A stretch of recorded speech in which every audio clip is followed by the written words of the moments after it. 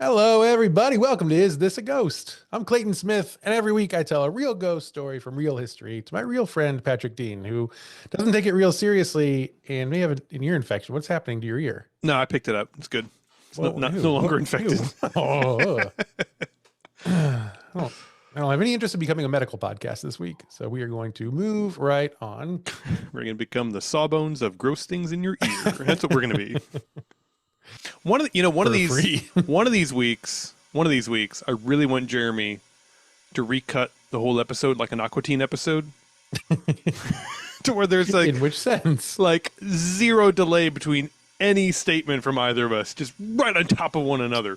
Chopping all that up. And the only delays are like unnecessarily long delays when there shouldn't be. Where you just know we're staring at each other. Exactly. Yeah. I would love, even just a segment. I would love to see what Jeremy can do with that. A bit of a wizard. Oh, man. It's going to be our 1 hour episode will be 20 minutes long. Ah, there's the rub. Mm-hmm. We'll have to have Megan come back.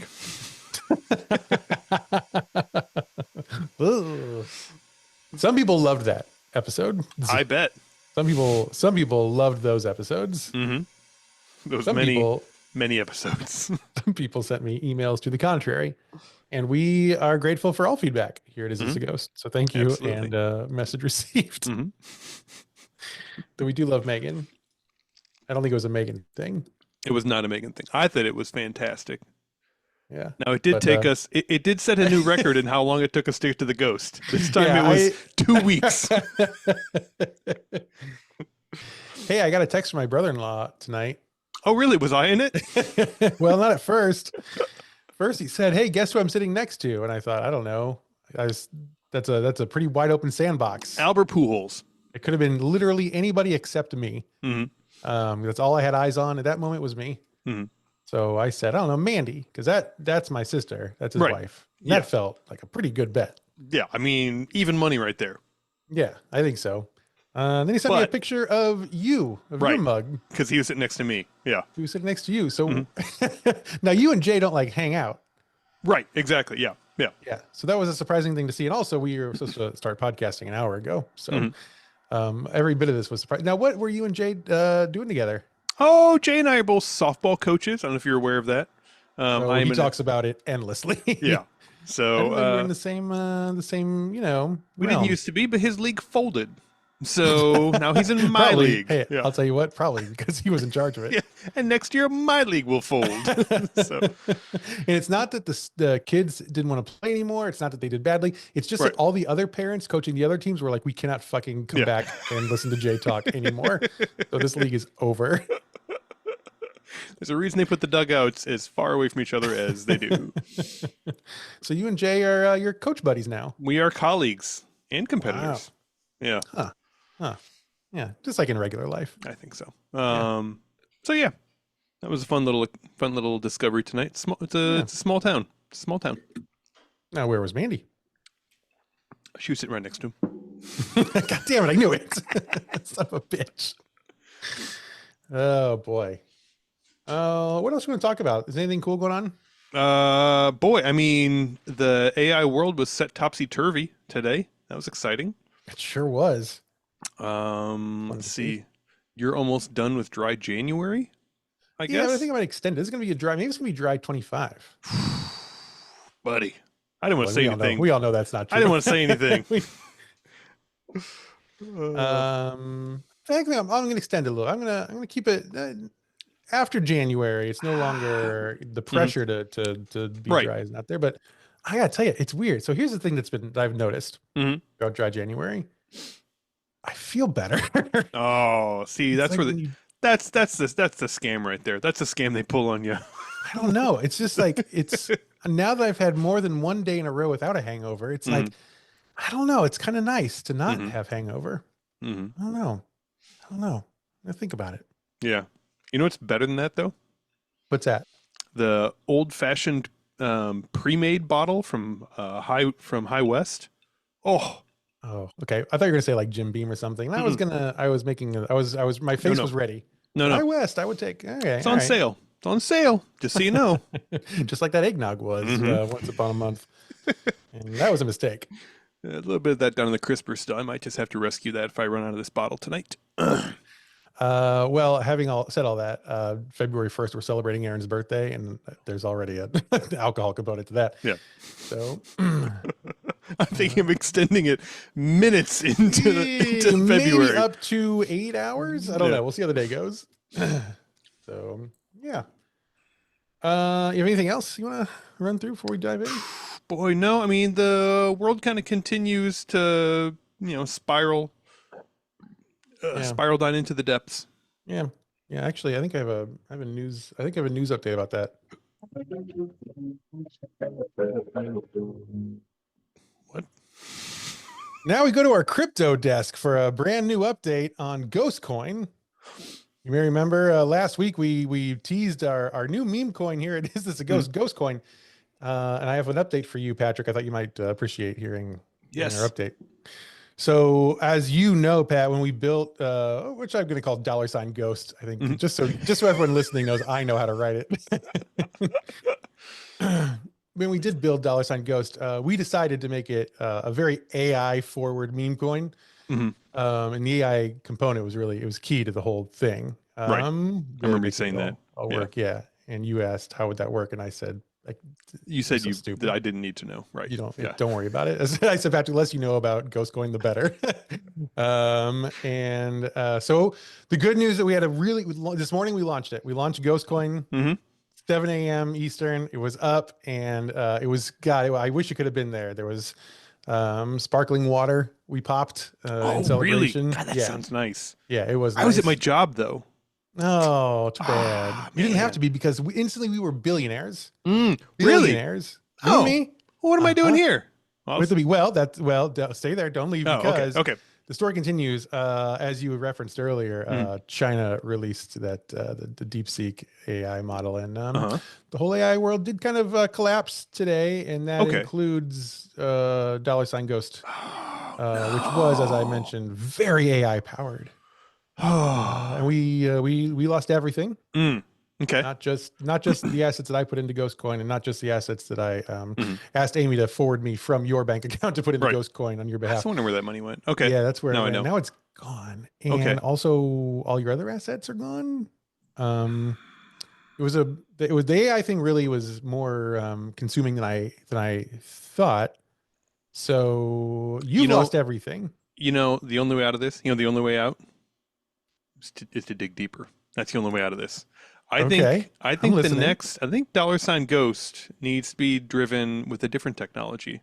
Okay. Starting today, $Ghost will be driven by the technology behind 3D televisions. I think that's okay. I think that's a wave of the future. Okay. I think 3D Ghost Coin. 3D Ghost Coin, exactly. It's a Ghost Coin. You can perceive it. You can wave your hand around it. You can wave your hand around it. Exactly. Much like its namesake, the Ghost. Well, I was feeling down in the dumps about 5 minutes ago. I'm feeling great again. We're back on top, and I can feel it. Now, I just want to make sure, we're going to have to launch that tomorrow morning. Oh, so yeah. We'll do an update as soon as we can. Yes. Yeah. But the markets are obviously closed right now. So even the ghost markets, which is weird, because I thought they'd be open this time, but yeah, you'd think they'd be nocturnal. Misunderstood. No, they're diurnal as the rest of us. It's really surprising. So, Patrick, if you hear knocking on your door upstairs, that may be the ghosts who have arrived to repossess your house. Okay. Did you get the joke in there? The ghost. Okay. Yeah, that's fine. something. It's fine. It's it wasn't. We can cut in some laughter later. It'll be okay. I have a button for that. Do you want to try it again? Yeah. Okay. Hold on a second. Yeah, so if you hear a knock on the door upstairs, it might be the ghosts who are coming to repossess your house. Nope, shit. I'm happy keeping either of those takes. Jeremy, fix that. Anyway, so yeah, stay tuned, I guess, for next week when we have an update about new 3D Ghost Coin.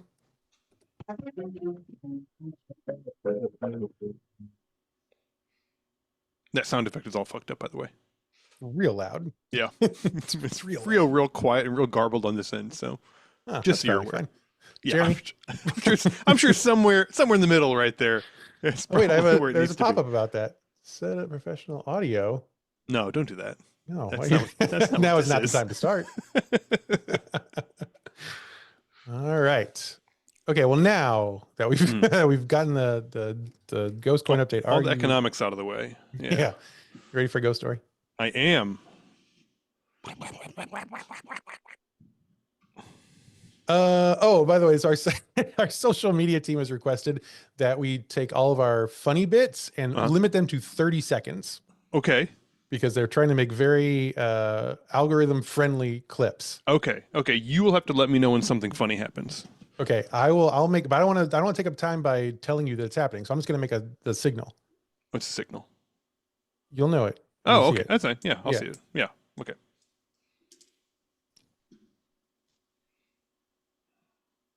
It was going to be that, but it doesn't. Does that ever work? Have you ever done that before? It does not work, actually. It doesn't No. work. Let me find, if I find some tape and put the spoon Only on my works nose, in that's the cartoons. signal. Yeah. All right. Well, then, fuck, we have no signal. Anyway, our Ozarks week continues this week. We're back in the Ozarks, but we are leaving Branson and we are heading a little bit further north today. Ooh. Okay.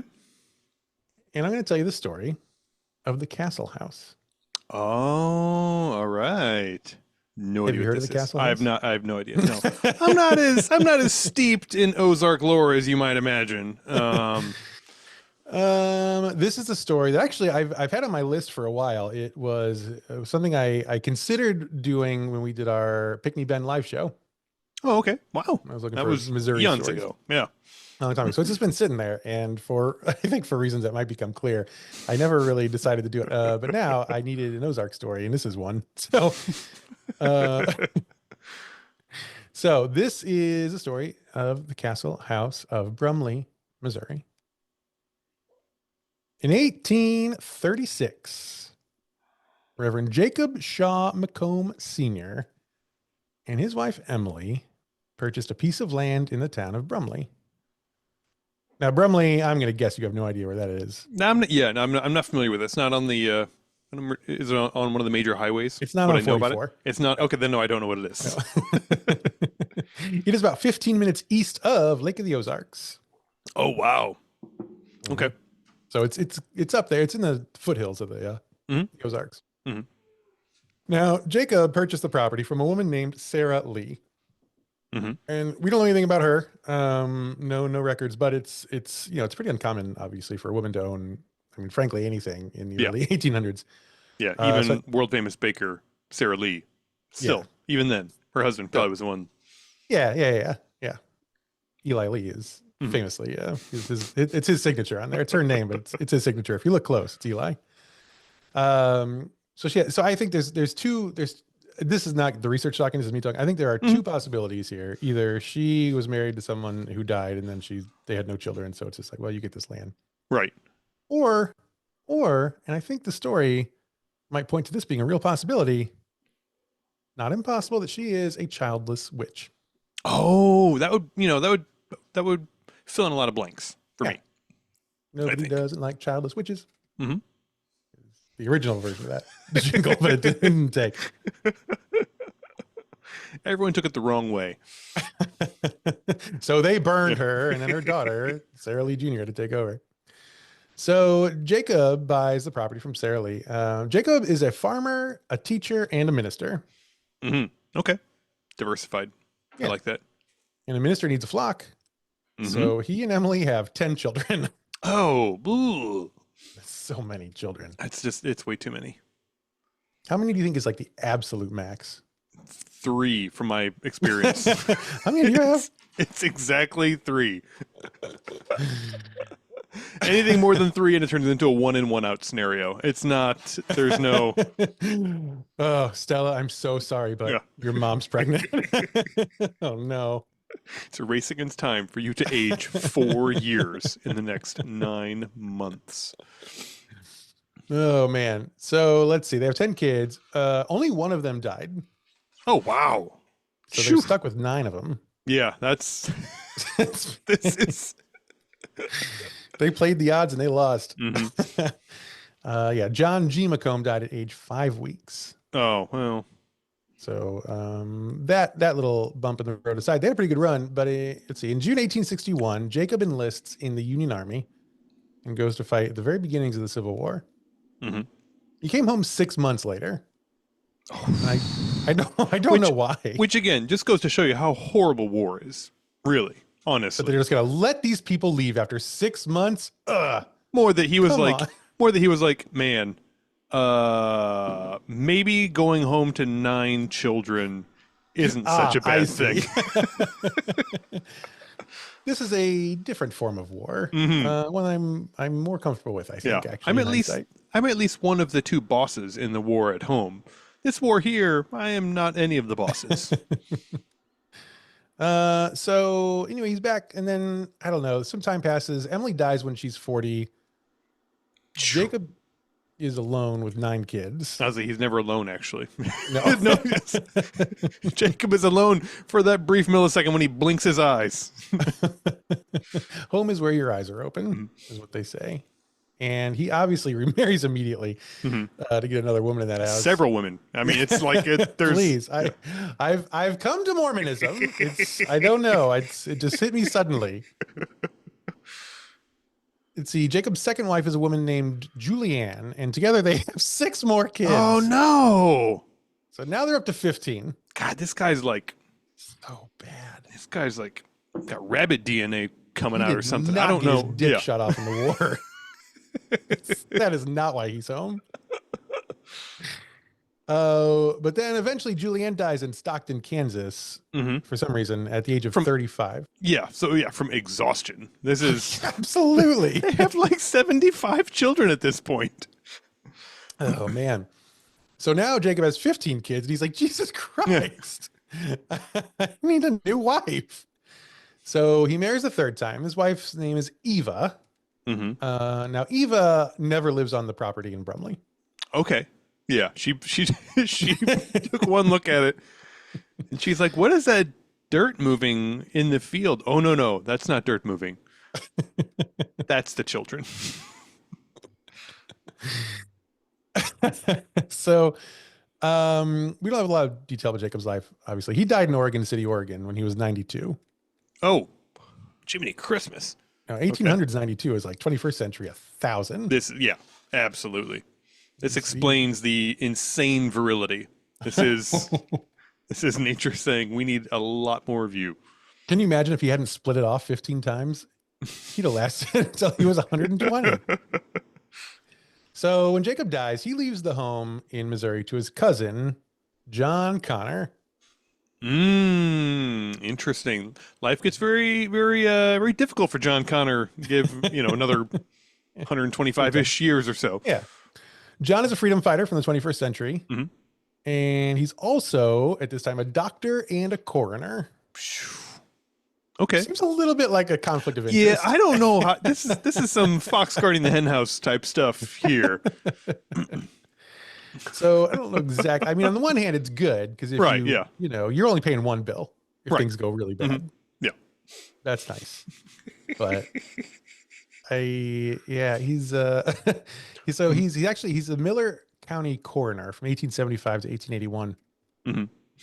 And so when his cousin Jacob leaves him the house, he's like, God, there's so much space. I mean, this is a house that previously had 17 people living in it. And I think Jacob, is he alone? I don't know. But anyway, they don't have 17 of them. And he's like, what am I going to do with all this space? You have any thoughts? Well, let's see. He is a medical doctor and a coroner. So he has lots of patients coming in and then lots of, patients going out. So I think he's going to turn into some sort of a medical facility for the living or the dead.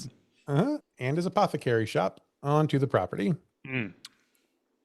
The original work from home arrangement. It's pretty nice. Donald Trump is wanting to send this man back somewhere. We can't have this happen. Absolutely not. So he does indeed perform autopsies there in the house, presumably on the dead patients. Right. Yeah, of course. We've had this before. This was in the story that was in Atchison, Kansas. I think so. Yes. What was the name of that house? This was the one where they built the grate into the living room floor. Yes. Now that was smart. No such note about that happening here, unfortunately. Yeah. Well, That was a little future looking. That was a little innovative. That's right. So let's see. Here's a quote. He would have both treated patients and prepared bodies on the property. Yes, Hmm. indeed. So John, oh yeah, John and his wife Elnora, not El, Eleanor, mhm. Elnora, Elnora. Yep. Like Elnora. like one of those huge like continent-sized weather patterns. That's what Yes, she is. Yeah. yes, She is Elnora. Elnora, and they have three children: Bernice, John Jr., and Lurabelle. Not Lurabelle, Lurabelle. Lurabelle. Okay. All right. Oh. These folks were saving money at the birth certificate shop. Is what I'm. It's like a telegraph. They Yeah, do charge by the letter. $1 a letter? Fuck that. No, no, no. You are. Oh, your name is Q, and they got to run on Q's today. And your name is Space. That's what your name is. Some real Elon Musk shit going on. So eventually, between the three kids and all the dead bodies in the house, there's so many people, and John thinks we need more space. And so they sell the house to a man named John Martin in 1885. John goes by Clark. Clark was a merchant, a farmer, and an innkeeper. Okay. I do love these stories. Everybody has like three jobs. And I don't know if it's as much diversifying or just like constant failure or what exactly it is, Yeah, it makes it sound like they're all doing these at the same time, but I don't know how you can be a merchant and a farmer and an innkeeper all at once. So it must be this is the season of life right now. You know what? I'm in my merchant era. Tomorrow, maybe farmer. So we think that Clark may have been the one who tore down the original house and then built a new structure that stands on the property today. Okay. Clark played the fiddle. Okay. His wife, Franny, played the organ. Man, so much free time back then. And sometimes Franny fiddled Clark's organ. I wrote that one down. I wanted to say you that. You did write that down? Okay. Yeah, that one's on here. Like, okay. Sorry, I stepped on you a little bit there, but no, really totally okay. So totally okay. Yeah, the social media team needs something like this. Yeah. So. Because they did end up having 8 children, so they no longer had free time. Okay. 2 of their children were a pair of twins named Love and Dove. What do you? So if you had twins, Clayton. Oh boy. Would you do some sort of like associated names, or would you do like totally dissociated names? I would have to do totally dissociated names because that's the only way I would get it straight. Right. It's already confusing enough. I can't confuse myself anymore. They have the same DNA. It's like I can't call them Brick and Brack. It's not natural. I will forget which one is Brick and which one is Brack instantly. Although I think that if you call them names like Brick and Brack, then it is easier to just go with it. If you mix them up, right, you'd be like, it's one vowel. It doesn't matter. Everything else is the same. Like, I don't know. Who do you want to be today? Yeah. Great. You're Brick. I don't care. What would you do? I'd probably give them very close to identical names. Like Laura and Lara. Like that type of thing. Like, or Laura. Laura and Laura. But I always find it fascinating if you have identical twins, like identical twin. The scariest of all twins. Yeah. Oh, yeah, absolutely.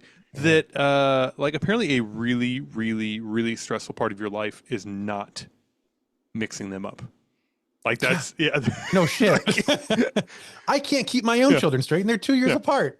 Yeah, I've talked to people that have twins, and they'll like dress one primarily in like the color red, and the other one primarily in the color blue. I'm like, oh, that's really nice. They sort of matching together, and they're like, no, that's so this I is can a keep label. them fucking straight. This is if I never take my eyes off of them long enough that they can totally disrobe and switch clothes because they will do that. This has been a great week for David to give us some smart labels money. We had a really good use case for smart labels this week, but sorry you slept on this one, David. I think there's no way, there is no chance that any pair of identical twins in history, no matter where in the world, no matter what time in history, there's no chance that either of them is exactly the way that they came out of the way you named them. You've mixed those children up. Yeah, it's been at least 100 times. Yeah, it's been a game of like ball under the cup their whole Yeah. life. They're Yeah. like, If you are an identical twin, you have no idea who you really are. yeah, like you're Lara. I don't think so. No, I think you're Lara. No, I'm Laura. No, I'm pretty sure you're Lara. All right, I know. Laura had the birthmark under her foot. We both Mhm. have birthmarks under our foot. I fucking know. Yeah, that's why fine. you're both Nobody Laura. has feet now. Now, if we had thought this through, we would have taken off only one child's feet. Which one wants to get maimed we're- in the face? Which one wants to get maimed in the hand? That's what I'm asking today. We've run out of clothes that are different colors. So it's our only option left to us. Anyway, speaking of infanticide, Love and Dove were stillborn.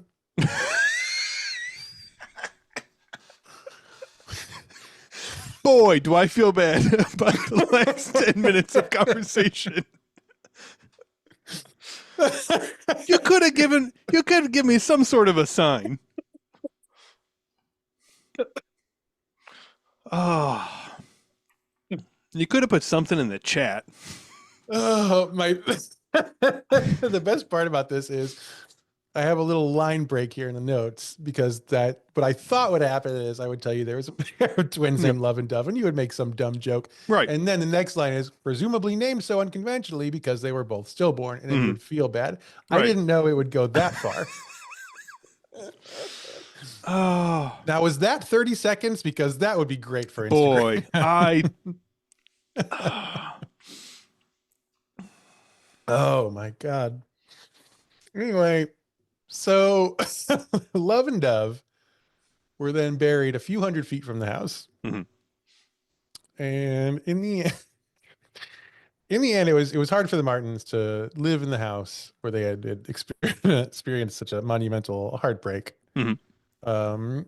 That Patrick takes very seriously, and I do. would never have made jokes about I didn't- it if he knew otherwise. I didn't meet any of these people, so So after 8 years, they sell the house. Hmm. And so in 1893, the house is purchased by the Miller County postmaster, a man named Clifford Thompson. Ooh, Cliff, a postman, big Cheers fan, I would imagine. Yeah. That's who he's named after, is this guy. And there's no word on whether or not Clifford understood that Love and Dove were buried in the backyard. Okay. So it is yeah. weird to bury your children back there and then just leave that move. Right. Yes, that is I would always feel bad if it was cats. yes. Yeah. This is more than that, I Yeah. think. Yeah. You should have seen our trunk driving down here from Chicago. It was just like topsoil, just bags and bags of topsoil. So let's see, where are we? Okay, and we think that Clifford may have been the one who tore down the original house and built a new house structure that still stands on the property today. Okay. Clifford's wife was a woman named Belle, Mm-hmm. and they had 3 kids while living on the property: Norma, Neil, and Carol. All right. So finally, we're starting to get some normal names, We're getting normal there. amounts of children. Everyone's alive, Mhm. right? One job, One job. postmaster. Yeah. Boom. Not like postmaster and brain surgery. Yeah. And gigolo, like nothing like that. Yeah, Okay. he's not like my postman. Yeah. No, not at all. Who gives a whole different meaning to the word package.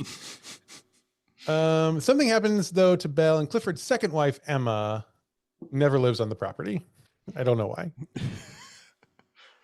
He doesn't stay on the property too long either. So he bought it in 1893. In 1901, he sells the house to a man named James Thompson. Mm-hmm. James was a co-owner of a nearby store in town. Okay.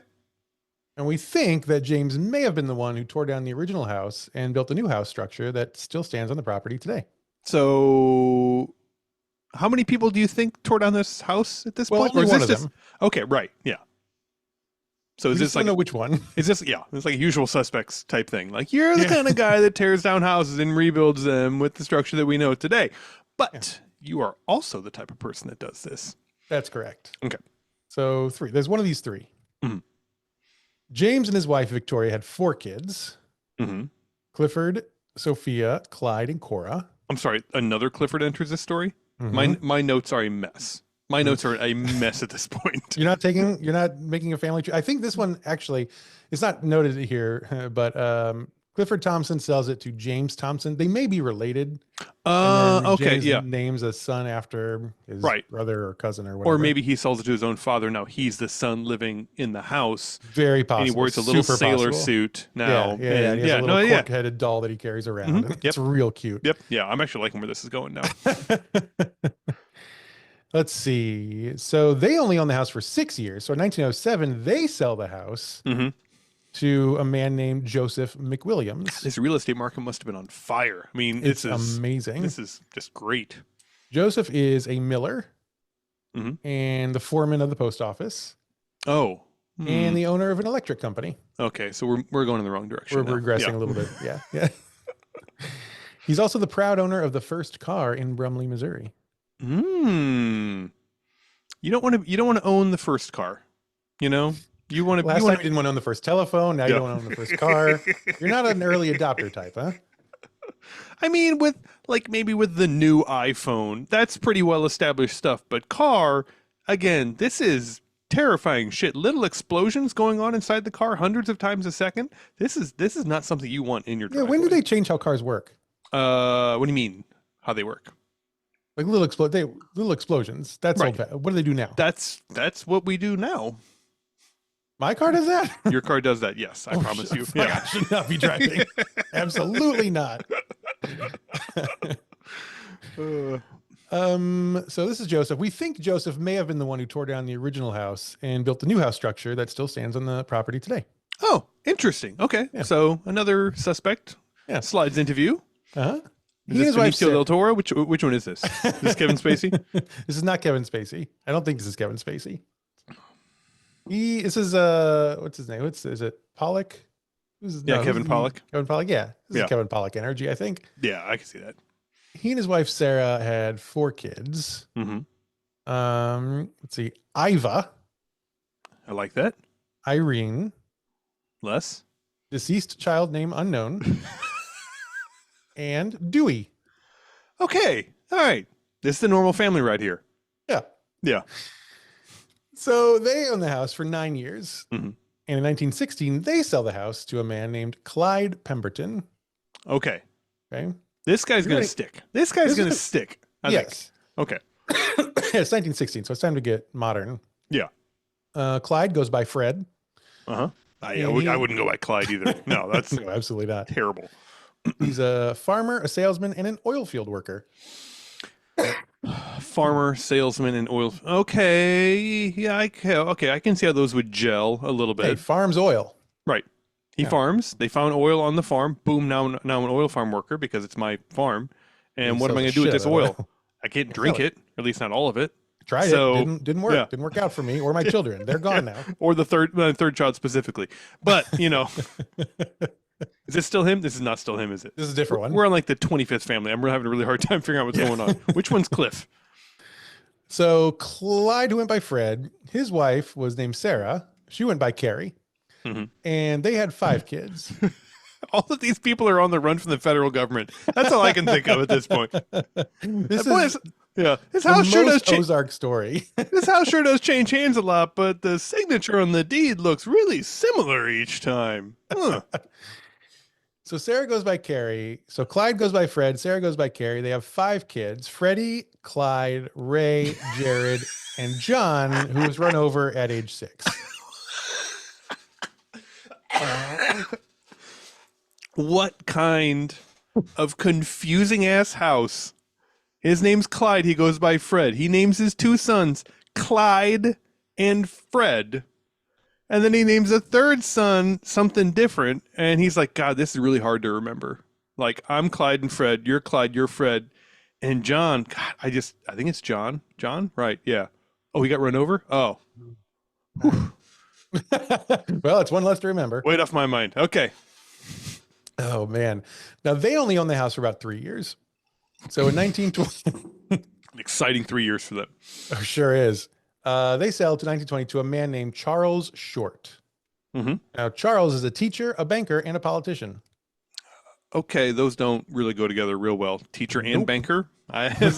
From my experience, I those tried are the having opposites. No money. Now Yeah. I'll try having all the money. Mhm. Then I'll try taking other people's money. Hello, I want to be your mayor.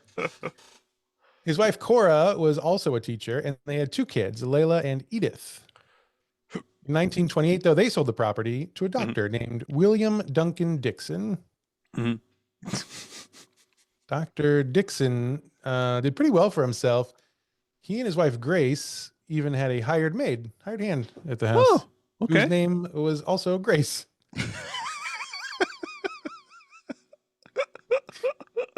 It gets more Ozark as we go through the family lineage here. Now, what I will say on behalf of Dr. Dixon here is this is either obviously very confusing, or this could, depending on his relationship Yeah, with this handmaid, it yeah. could be pretty convenient. This is either very confusing or very not confusing, if you know what I mean.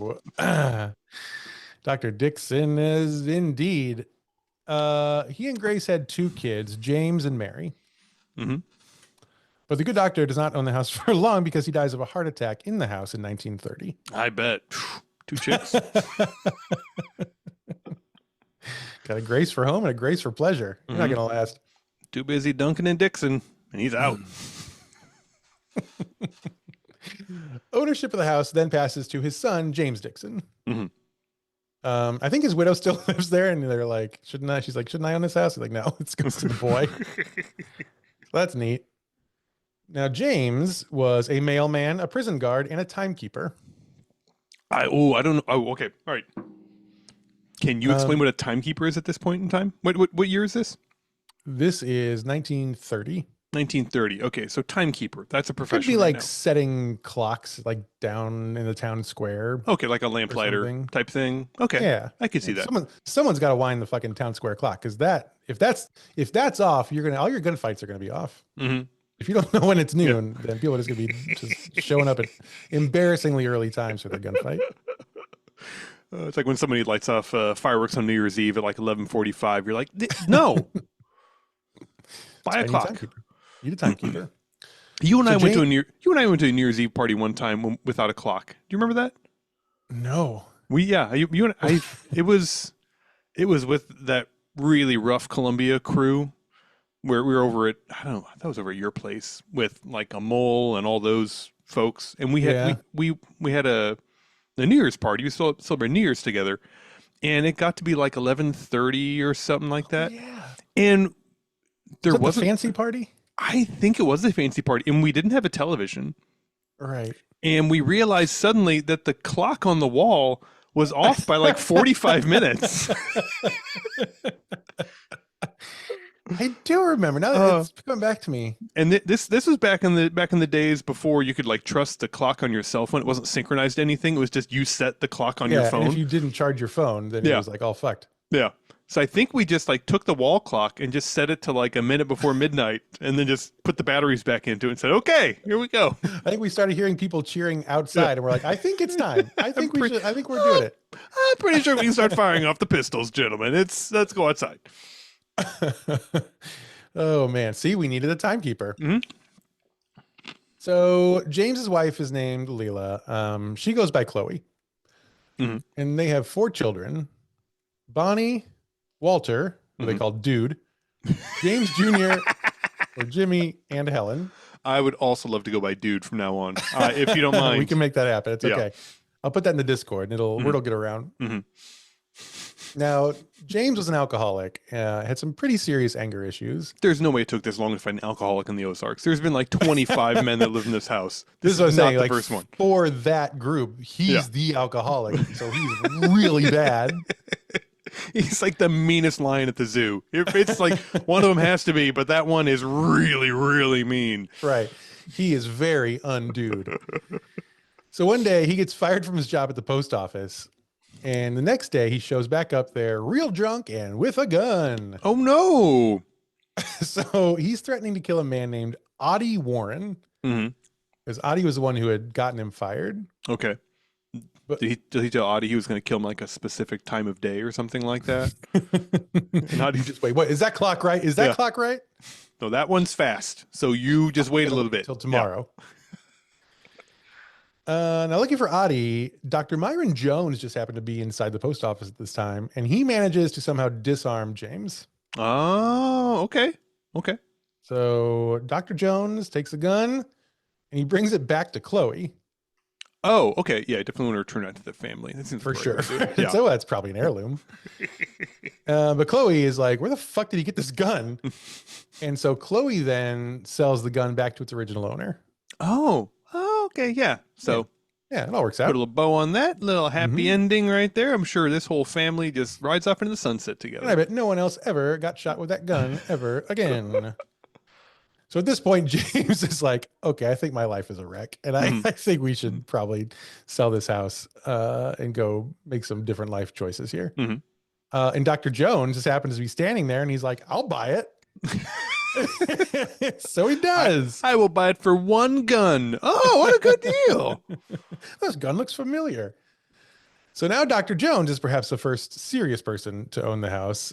He is a former president of the American College of Osteopathic Pediatricians. But he's not the first doctor to own the house. That's Correct, but the first serious doctor. he's the That's first doctor important. that does not both do surgery and then perform a postmortem on his own surgeries. So, Yeah, he's the first doctor not to double dip mhm, in the house. mhm. Uh, That's a problem. If you're a doctor, you're not allowed to even single dip. Did you know that? I did. I saw a movie about that one time. The Hand That Rocks the Cradle. I think it was Mhm. that was how it started. Yeah. Anyway, so Dr. Jones, he's a serious guy. He treated Ursipolis, Hmm. Yep. Ursipolis. Yep. It's a skin condition. Yep. How do Yep. you know that? You have it? You can look it up. I did, and it's a Mhm. bacterial skin infection. Fuck yes. Causes a red raised rash, also known as St. Anthony's fire. I figured it was 50-50 shot because it's either on the skin or it's not.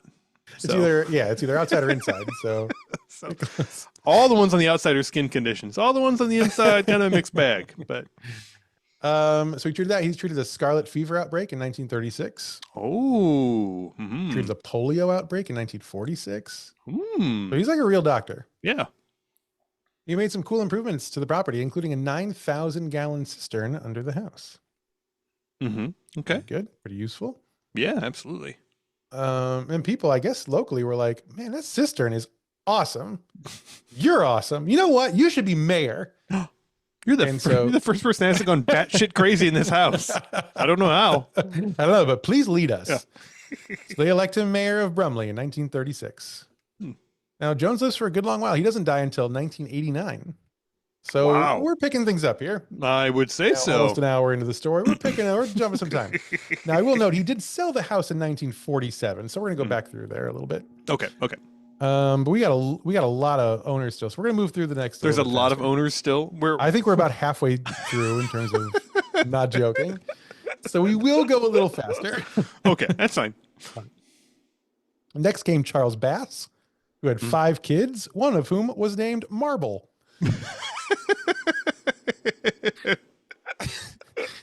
Let's see. I know exactly how that turns out. That's the 5th child of 5, and that's when you let the other 4 kids vote on a name. This That's this the is Bodie McBode face of children. this is like whenever Henry, our old boss, let his kids vote on the name of the dog, and they named the dog. Do you remember what they named the dog? Sky Dog. That was the name of the dog. Which, to be fair, is a cool name. It's for a dog. great name for a dog, but that's the kind of name you get when you let the kids vote on the name of the dog. Oh man, Henry and Jessica's parenting style, I can't even Second to imagine none. that. It's just the best. So there's Marble. Then came William Sullivan, who went by Bert. Mhm. He was a barber and was reported to smell like rose talcum powder. Okay. He died in the house on June 27th, 1963, from complications of arthritis. Oh man, that is a way to go right there. Imagine someone whose like body's getting crumpled up like a foil ball inside of the house. I can't reach food. I can't grab Yeah. food. I guess I'm dying here. I don't know. My glass-filled bones are shattering as I reach for a glass of water. Horrible. Now, his wife, Norma, she went by Cecil. Mm-hmm. She continued to live in the house until her death in 1984. Mm-hmm. She also died in the house from old age/dementia. Oh. Okay. They had a couple of rough ends there. When Cecil died, her children inherited the house. They sold it to Emerson Alley, Mm-hmm. Allee, Mhm. Emerson and his wife Myra lived there for 4 years until Emerson died of a heart attack in the house. Okay. How many people do you think died in your house? In my house, Yeah. I would say fewer than four. I would say our house is owned by a woman for like a long time before we bought it. She bought it back in the 1970s. So I would say, and she was alive. I shook her hand, so she's fine. Okay. Okay. I mean I don't know if she's dead now, but Sure. when Not my problem now. yeah, exactly. Not my ghost, not my problem. But before that, the house has been, it's like a 100-year-old house. I'd say fewer than four people have died in this house. That's pretty good. Well, what about you? You live in a duplex, right? This is brand new. I hope no one has died. This is, well, that's not, it's only like 15 years old. So Yeah. So probably probably not. fewer than four, right? I would say, I scale. fucking hope so. When Paul and I moved into our house in Des Plaines, we were talking to our neighbor like the second week we were there, this old guy who lived like his side yard came right up to our backyard. Mhm. He would just talk all the time. Nice guy, but just wouldn't. He just kept talking. Mhm. And he was like, "Oh, I'm so glad someone bought this house. I didn't think anyone would. You know, the last owner died right there in your kitchen." I was like, "What?" He's like, "Yeah, fell and knocked his head on the counter and bled out on the floor." I was like, "Jesus Christ, really?" He goes, "Yeah, it was all in the news. You can go look it up." And I did, and it sure did happen. That's great. That's So wonderful. that was cool. That was like a month before we bought it. Well, this is fun. This explains the slightly different lighting in some of the staging photos. This tracks now. Yeah. Yeah. New floors in here, we noticed. That's yeah. Okay. Ooh, you got that new linoleum smell. So anyway, so Myra sells the house to Omega Mobile Home Sales. Ah, wonderful. Finally, the corporations have stepped in. They're trying to bring some sense to this. Which is not a mobile home, so I don't know what's going on here, but they own it for 3 years. They then sell it to Doug and Judith Thompson in 1991. They sell it to Ray and Barbara Bartholomew in 1997. They sell it to Steve and Angela O'Hare in 1998. Mm-hmm. And in 2013, Angela O'Hare sells it to Nick Sacco and Marcy Hootner, Mm. who I believe are married. Okay. So that's the history of the Castle House. And now the story can start. Oh, thank goodness. All right. Okay. My drink is gone, just so you're aware. At this point, the house is more than 100 years old. It's not in great shape. And it's had, many, many more than 100 residents, which is hard to do. many More than one a residents. year is hard to do. Yes. It's had over 100 residents and over 200 names. Mhm. Nick and Marcy, they decide to restore the house. And they're the ones who start calling this the Castle House. Mm-hmm. Show you a picture here. You'll see why they call it the Castle House, because it looks like a castle. Oh, yeah, it's got a turret. It's The got only like very... castle-like thing about it is this crummy turret. True. But yeah. So that's the house. I don't know. The original people, they had so many, I guess that was a different house. I don't remember who tore down the house. Mhm. Rebuilt Yeah. it, but Lots may of people have tore had down this 15 house. kids. Anyway, so that's the Castle House. So they restore it. Their plan is to open the Castle House as a bed and breakfast. Okay. And I guess it's close enough to Lake of the Ozarks where that makes sense. Mm-hmm. Because otherwise, what the fuck you You're doing not out here? entirely, who's going to Brumley to stay at a little suburban castle? You could. I could. Not that far. 2 hours? 2 hours or less from you. Amy, pack your bags. We're going to stay in a castle tonight. Both of us will probably survive it. I do not know. So just to give you Nick Sacco's vibe, here's a quote that I found from an article from the Center Daily Times.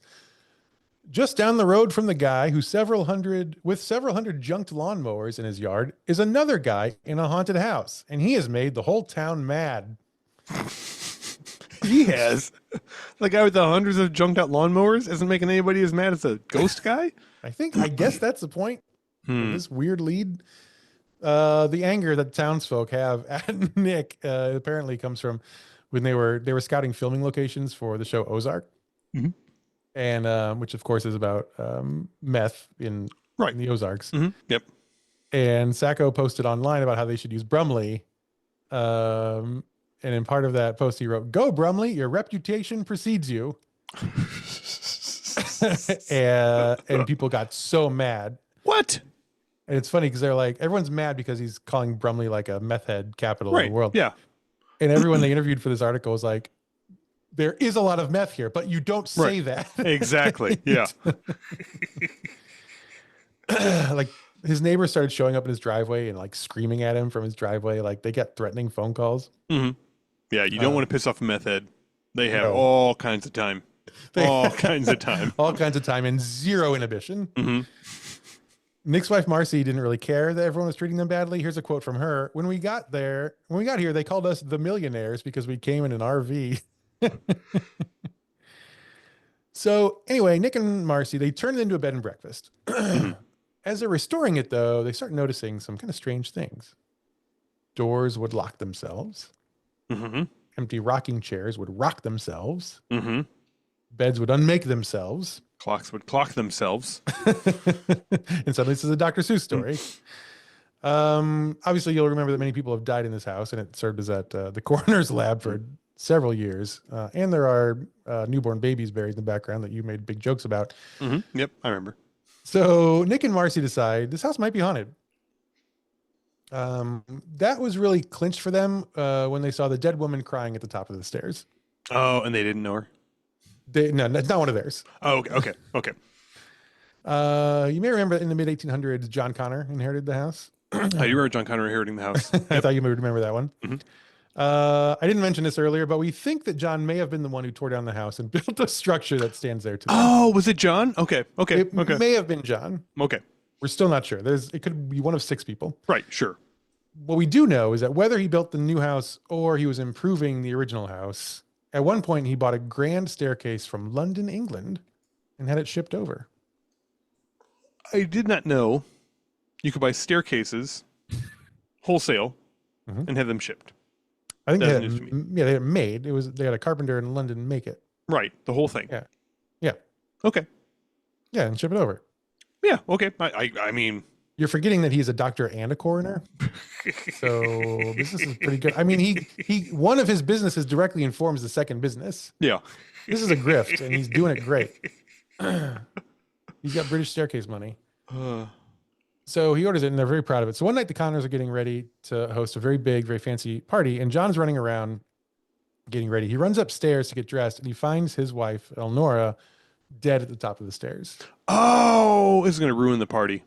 It's not going to make a fun party. It's gonna. God, she knew this party was so important to him, and this is when she wanted to kill herself at the top of the stairs. Fucking typical. These beautiful stairs. Beautiful stairs. You know, Probably bled all over them. I imported these stairs from somewhere. I wasn't England, paying attention. London, England. London, England. I cut them up in 100 pieces and reassembled them in the house because I didn't realize how stairs work. And now you've killed yourself at the threshold of my beautiful stairs. Wow. Well, you know what? When I drag your body out of here, I am hitting your head on every one of those stairs. How do you, You know like what? that? I'm not even going to do the autopsy on your body. I don't care. Well, that may be true because ironically, we don't know what caused the death of the coroner's wife. You see? So earlier I noted that, there were so many bodies that John was like, we need more space. One of those dead bodies was his wife's. Okay. So because Elnora never, I don't know what that note says. Anyway, but Elnora's never left the staircase.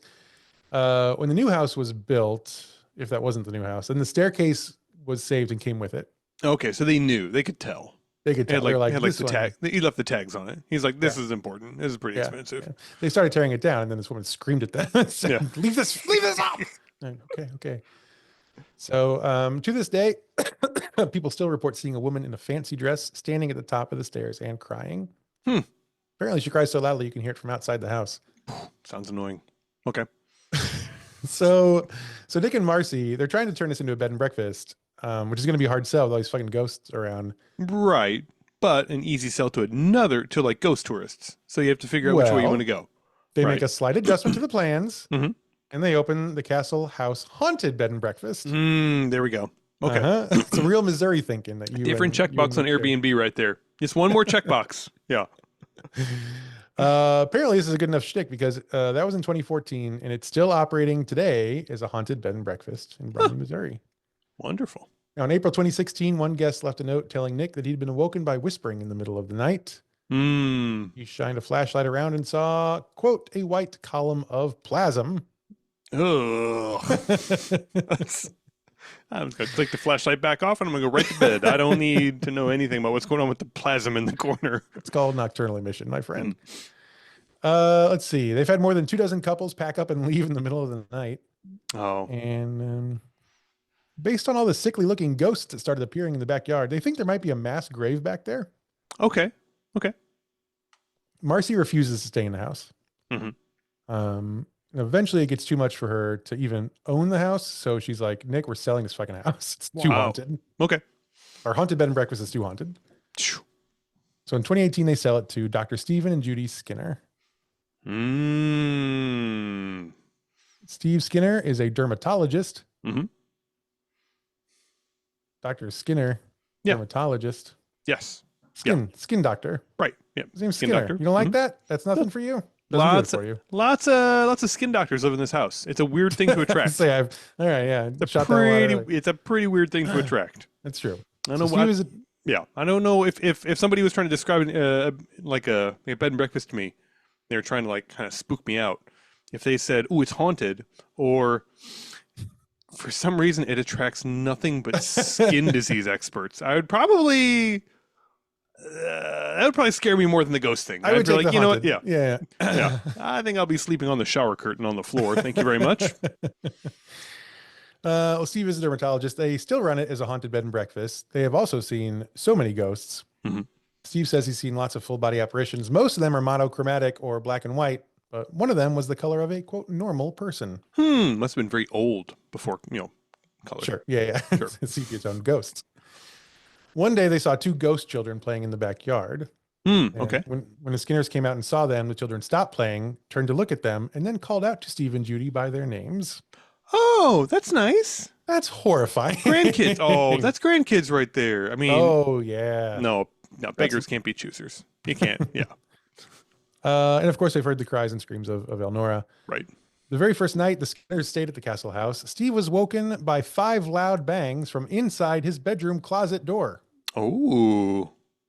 He grabbed a shotgun and searched the closet. Then he searched the house, doesn't find anything. Mm-hmm. He goes back to sleep. And then after about an hour, he's woken up again by invisible hands pushing him into his pillow and a man's voice hissing in his ear.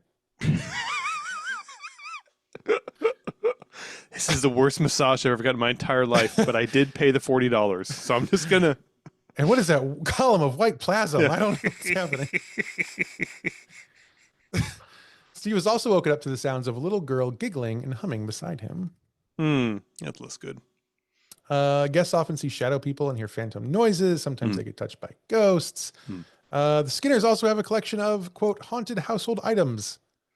Like dolls, trinkets, and human bones. Okay. Did they, like, from the house, or do they just collect them? I think they collect them. That's not great. That's not what you want to do. No. Yeah.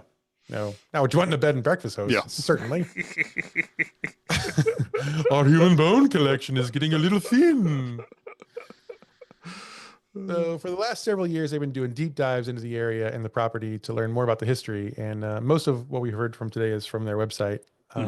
Here are some things they've discovered that they don't know where to put in the timeline just yet. 3 fun facts. Wham! There's a cave nearby called Bone Cave. I Guess wonder why why. it's called that. Betting because it's very popular with all the teenagers. In July 19... No, sorry. It's human bones. Oh, okay. Chock-a-block with human bones. It's a shame. In July of 71, there was a murder-suicide 500 yards from the property. That's really far. That's like restraining order far. That's not that close. That's true. It's 5 football fields. Yeah. Yeah. I guess that's true. There's probably a fucking murder-suicide 300 yards from this place. They have to tell you when you move in what the closest murder-suicide is to the property. It's part of the realtor agreement.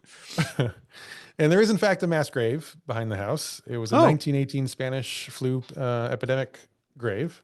Oh, how'd they squeeze that in?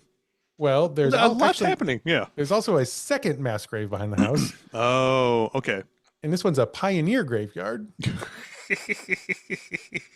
And the quote from the Skinners is, "We are still trying to get more information about this." That's gotta be so embarrassing when you're trying to dig your mass grave and you're like, hang on, guys. We need to scooch over about 20 feet. I found another mass grave. I don't want to stir anything up. I don't want to stir up any spirits. Let's just start fresh 20 feet over this way. But this was the perfect place for the mass grave. I I know, know. obviously. Yeah, clearly. Oh man. And that is the story of the haunted castle house in Brumley, Missouri. We should go. We should go. No, we should go. We should totally go. You and me together? Yeah, you should come back to Missouri someday. And then we'll go to the Brumley house. I don't know. I'm liking it not in Missouri. It's kind of nice. You can sneak around from the Kansas side. Just sneak in. Okay, that's good. Okay. Yeah. I'll do all they're distracted with the Super Bowl. I'll just go bloop, right in. Any questions? This has been a long one. No, I have no questions. No. Do you want to go All to my bed? questions have been satisfied. Great. All right. Well, friends, listen, if you like the show, you should tell your friends about it so they can like the show also. It would be really helpful for us. You can follow us on social. We're on Facebook, Instagram. We're on the TikTok as long as TikTok is here with us. And you can also join us on the Discord link. Our Discord. I'll put the link in the chat. It's really fun there. And if you want more of this, you can check out Ghost Plus. The new Ghost Plus episodes this month, we have our Stony Hollow Road. There's a little ghost story in Iowa where Patrick has been for some reason to this town. And we do the Smith Show, which is like this show, but less ghosts, where I tell our producer Ryan about the alien crash of Cape Girardeau, Missouri. It's a real Missouri theme. So please, go like and rate and review and tell your friends and follow us on social, and we'll see you over there. And that's going to do it for us this week. Let's see. Is This a Ghost is a production of Smith Show Media. All the notes this week were taken by me, Clayton Smith. All the funny jokes were from Patrick Dean. Our audio editor is Jeremy Montoya. Our video editor is Jen Swanson. Our social media team is Kai Valonis, Sam Murdoch, and Jen Jones. And our merchandise team is Fox and Quill Studio. They're doing some really fun work. We're very excited about. Go check them out on Instagram at Fox and Quill Studio. And thank you to all of them. And thank you to all of you. And listen, in the meantime, don't do autopsies in your living room, or you will almost certainly become the next subject of Is This a Ghost?